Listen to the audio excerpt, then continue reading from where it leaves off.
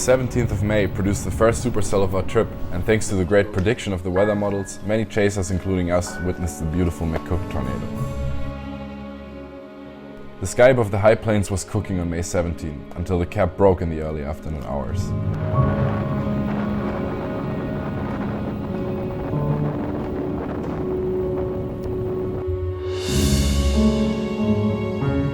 A massive supercell had formed in a matter of half an hour and slowly began creeping up the town of McCook, just at the border between Kansas and Nebraska. Right in front of us, it began smashing the landscape with powerful microbursts and extremely large hail.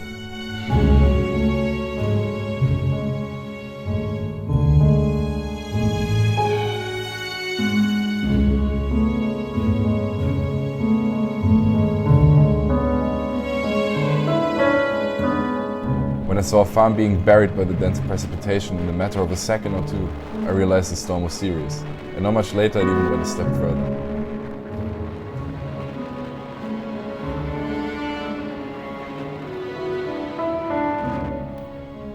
On the radar, it revealed itself as a very typical hook echo, with a large V-notch at the top, indicating very strong inflow winds feeding new energy into the storm constantly.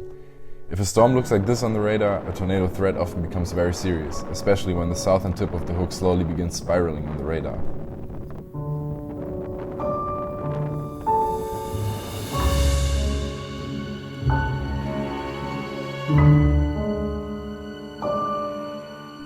Exactly this was beginning to happen to our supercell, and 20 minutes later the rotation had become so strong and channeled that the tornado first touched down.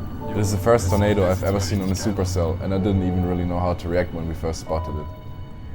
We just kept driving until we found a good place to observe it from without blocking the whole chaser traffic that had been concentrated on the only road in a 20-kilometer radius.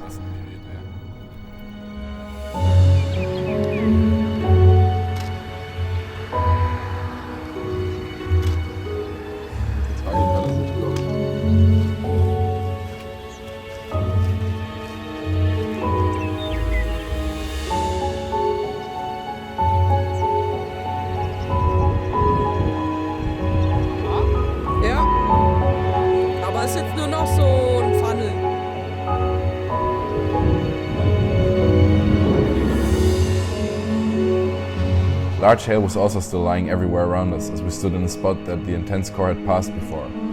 Even though it wasn't gigantic as some other hail that fell from the supercell's core, you really don't want to be caught in hail of that size, let alone be outside at that time when it falls out of the sky.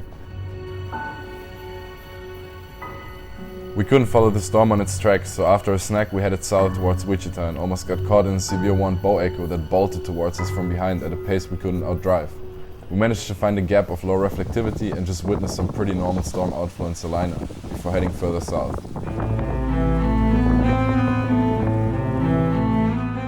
The cold front slowly began to blow up in a line of cumuli, and it suddenly exploded into a firework of lightning. Even though the clouds blocked a lot of the view, it was amazing to watch.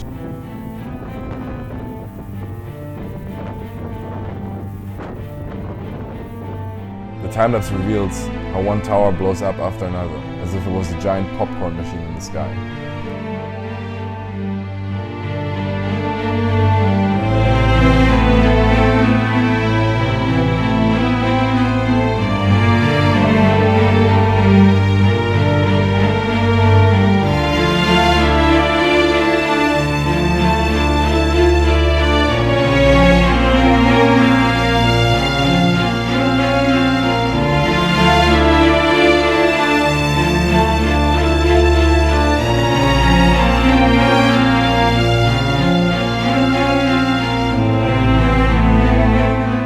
We watched this for almost an hour in constantly battering southeasterly winds, until the cold front suddenly stopped pushing eastward and activity ceased.